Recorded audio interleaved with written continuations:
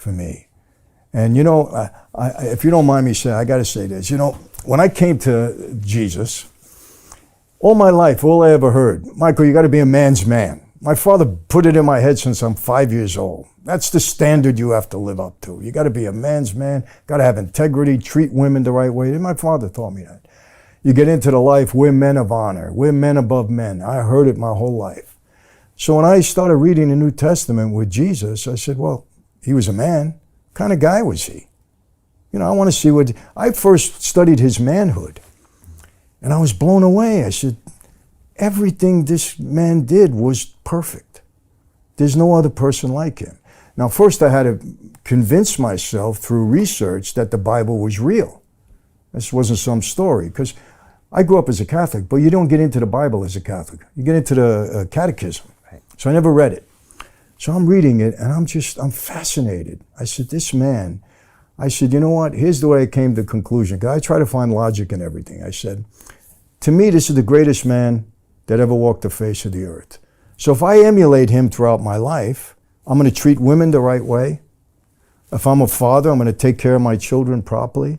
If I'm a boss, I'm going to take care of my employees the right way. I'm going to be honest with them. If I'm an employee, give my boss an honest day's wages. In the community, people are going to benefit me because I'm emulating the greatest man that ever walked the face of the earth, and I'm going to benefit. And when I die, if he's not the savior of the world, well, I'm dead anyway, so what's the difference? And I came to that conclusion. I said, this is a win-win situation for me. And then as I got deeper involved in my faith, and I started to witness others who came to Christ and the impact it had on them, I saw reality in it. I said, this is real. And I'll end this with this. My mother-in-law, strongest woman of God I've ever met in my life. Whoop. She had a tremendous impact on me. She was sorry about that. She was a prayer warrior. She prayed me to where I am. She passed away in 2001, cancer.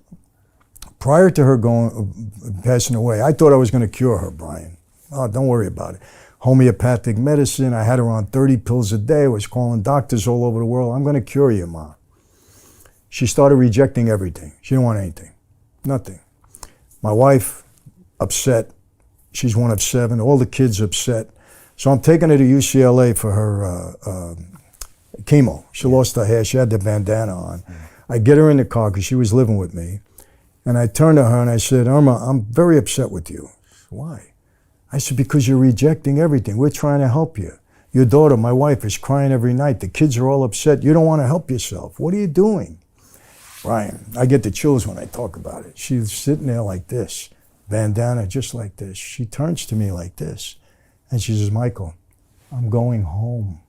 I'm ready to go home. With a smile. Do you know what it was? I get the chills right now. There wasn't a hint of fear in that woman. And I knew the way she lived her life. It became so powerfully real to me at that moment. I said, this was the strongest, courageous thing I've ever witnessed in my life. This woman, ready to die, completely secure with where she was going, but that's how she lived her life. No shame in her game. She died 2 weeks later, ready to go home. It was so powerful. So you thought, I want to make sure I live my life that way, to where I am that man that's ready to go home. I'm happy with the way I've behaved and treated everybody. Yes, because you know, Brian, look, a lot of people online accuse me of using religion, using my faith. It's another racket, you know. Look, when you go, it comes with the territory. Sammy might have mentioned that at first, until he got to know you. Exactly. You put yourself out there, you got to expect it, and you got to have thick skin in this life. But you can remember this. I'm not kidding myself. I pulled a lot of scams in my life on the street, and I'll be honest with you, I was good at it. I was good at it. You can't pull a scam on God.